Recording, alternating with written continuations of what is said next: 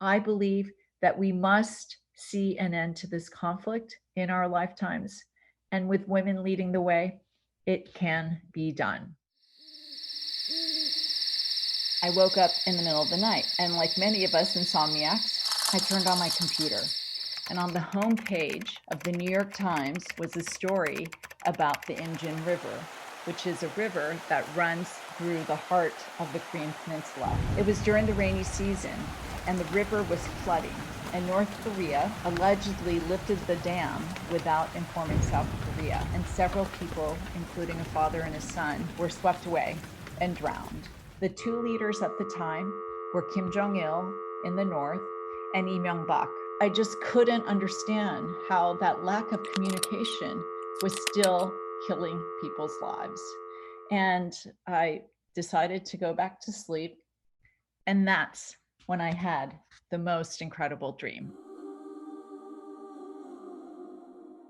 I was wading in the river. It was about chest high, and it was right before the break of dawn. Before the sun rose, there was a light that was kind of coming down this river, and that light started to morph into the embrace of elderly Koreans. And it was such a powerful thing to watch.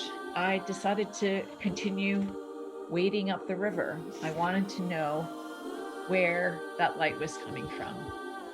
And that's when I came to the most incredible sight, which was a circle of women. And they were sitting around a big black kettle and stirring some thick liquid. And they then poured whatever they were stirring into little vessels that then became the light floating down the river.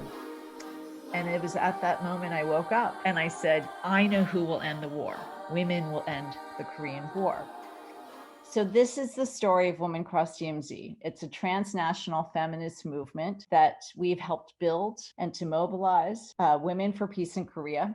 I want to share with you 5 strategies that we've used as civil society actors to help advance peace on the Korean Peninsula. Number 1, we continue to bring women together across boundaries. On the 70th anniversary, I set out to organize a women's peace walk across the demilitarized zone from North Korea to South Korea. In 2018 in Beijing, we brought together North and South Korean women for the first ever Northeast Asia Women's Peace and Security Roundtable. We talked, we laughed, we shared meals, and we discussed how we can achieve a more peaceful future with women at the peacemaking table.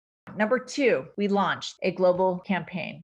In 2019, Women Cross DMZ with Women's International League for Peace and Freedom, the Nobel Women's Initiative, and the Korean Women's Movement for Peace, we came together to launch this campaign, Korea Peace Now. The third strategy is we highlighted through our research the impact of sanctions on North Korean people. So we released this report in Geneva and also in New York, and we held many closed-door meetings with UN missions. We held high-profile events, and we briefed the editors of the New York Times and the Wall Street Journal. It stimulated a conversation among the UN panel of experts and in policy circles. So after sending the report to Thomas Quintana, he is the UN Special Rapporteur on North Korea human rights, he urged governments to hear our message. Number 4, we've built a national grassroots network. A key part of our work in creating the political space for peace is amplifying the voices from the grassroots. Our members are multi-generational Korean Americans. They are peace activists, veterans, students, housewives, small business owners, academics. They collect signatures on postcards. They organize house meetings. They call and they meet with their representatives. They show up at town hall meetings. They write letters to the editors. They tell their personal stories to press their representatives. And lastly, that we have done is to build Korea Peace Champions. Our main legislative vehicle for building this political will is a Congressional House Resolution 152, which calls for an end to the Korean War with a peace agreement. And within a year, we have now garnered 53 co-sponsors of this resolution, and we got the first Republican to actually co-sponsor it. This may not seem like very much, but let me tell you, a decade ago, only 2 members of Congress would support peace with North Korea. So I can tell you that our participation has helped legitimize the formal peace process among the public. We are not back on track with the peace process, but we are helping to ensure that there will be a peace process. So we need women, we need members of Congress, we need the public, we need all of you. Our work is so far from over, but as someone whose family was one of the countless Korean families impacted by the war, I believe that we must see an end to this conflict in our lifetimes. And with women leading the way, it can be done.